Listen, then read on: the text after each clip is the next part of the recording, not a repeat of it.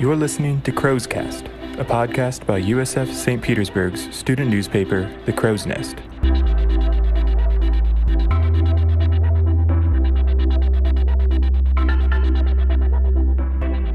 This week, we'll be discussing pop culture.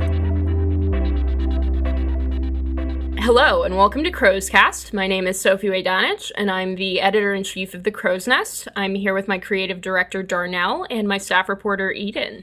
Hi, I'm Edyn. Hello, I'm Darnell. So what has everyone been watching and listening to this week? I have been watching Defining Moments on Hulu. They cover different stars with kind of like lesser heard voices, which has been super cool. I've been listening to Journey Through the Secret Life of Plants by Stevie Wonder, which is in reference to Plantasia, which also references a book about how plants can hear sounds and songs, and it helps them actually.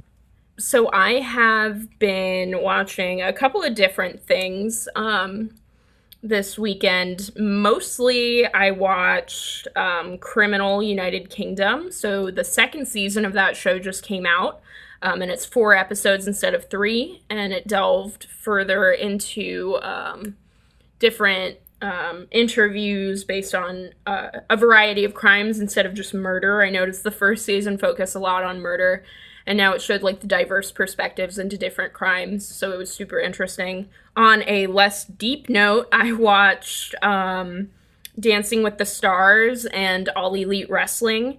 This week there was a great match between Best Friends and Santana and Ortiz, and I recommend that anybody who's into wrestling look it up just for funsies. It was pretty good. I enjoyed it a lot, but I'm also a huge fan of Best Friends. I've also been watching, it's sort of a musical thing as well, but I've been watching compilation videos of The Voice.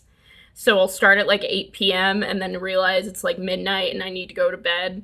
But it's really good, and France and Germany and Ukraine are probably my favorite countries on The Voice. So, Well, I can give you another show that will keep you up with absolute nothingness. I started a show called The 7-Year Switch. And so they take 4 couples who are having marital issues, and then they switch partners for 2 weeks with someone who has the qualities that they think they want in a partner, and they have to live together as like a married couple for 2 weeks, and they can decide whether they want to get back together with their spouse or if they want to get a divorce. So it is a spicy show that I highly recommend. And then I've also been rewatching Orange is the New Black again, and I forgot how good it was.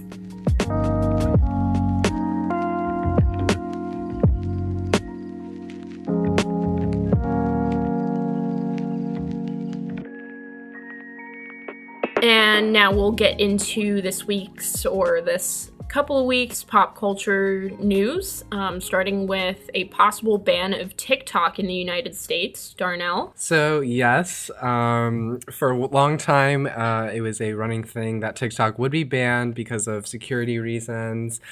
So Trump kind of outlined the requirements so that it could not be banned, and TikTok did sign with, or make a deal with, Oracle. So yes, they signed, so it is allowed to stay. But another interesting portion of this is that Trump said within like the fine print of the deal that TikTok will have to give TikTok Global, which is what it will be referred to in the United States. The company itself will have to pay $5 billion to the U.S. Treasury for educational programs to teach students what Trump called the real history of our country. And this is in direct opposition to the 1619 Project, which has been installed in some some states, which teaches students about slavery. So I thought that was pretty interesting. So another bit of news is a box office flop hitting the movie theaters. It was a long-anticipated film, Tenet. The movie theater industry was sort of looking forward to a resurgence as Tenet came into the box office. It's a Christopher Nolan film, and it's got one of his classic confusing plots, and there was a lot of plot explanation and a really deep amount of information in the film, and I think all in all, that might have hurt the film and the reception of the film. But besides that, as that was the only movie in theaters, and we're still in a lot of states and countries, we're still in the midst of COVID-19, the box office numbers, so the ticket sales for the film haven't been doing very well in comparison to the filming budget. I think in the United States, it's only made 7 or 8 million as of recording this podcast, and then further internationally, it's only made about 60 million. So there isn't really much going into the film when you compare it to the film's creation budget. And as consequence of this, box office loss for Christopher Nolan, who luckily I believe will be able to take the brunt of the loss, a lot of movie releases have been pushed back to the holiday season or pushed back until further notice. So Black Widow, who had just gained a new release date, got pushed back once again, and Wonder Woman 1984 has been moved to a Christmas release as of right now. The Emmys were also on the 20th, and there was some pretty groundbreaking news coming out of it. First, with the comedy Schitt's Creek. It swept the comedy category for acting, directing, and show awards. So I believe it won the big four in terms of comedy series at the Emmys. And there was also other history made. Darnell? Right. So Zendaya won the Emmy Award for lead actress in a drama series, that drama series being Euphoria. And she is the youngest winner, and she is the second Black woman to win this award, other than Viola Davis. That's pretty notable.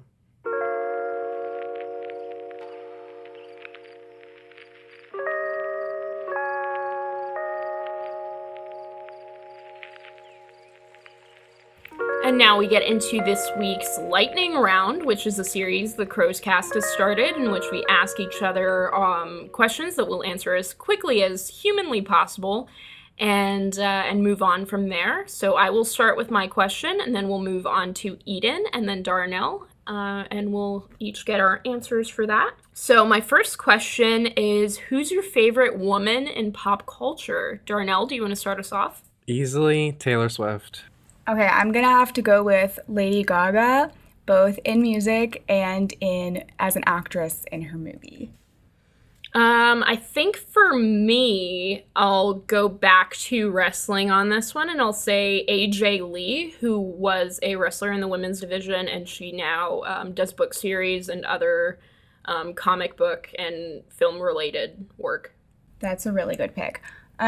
So my question is, what is your favorite Adam Sandler movie? I would have to say for myself, Big Daddy Is Mine. I just really like the one scene where they pee on a door, because what better lesson could you have within a movie? Something that comes up in my daily life. I'm really glad I have Big Daddy to look back on. Truly. My favorite Adam Sandler movie is between two.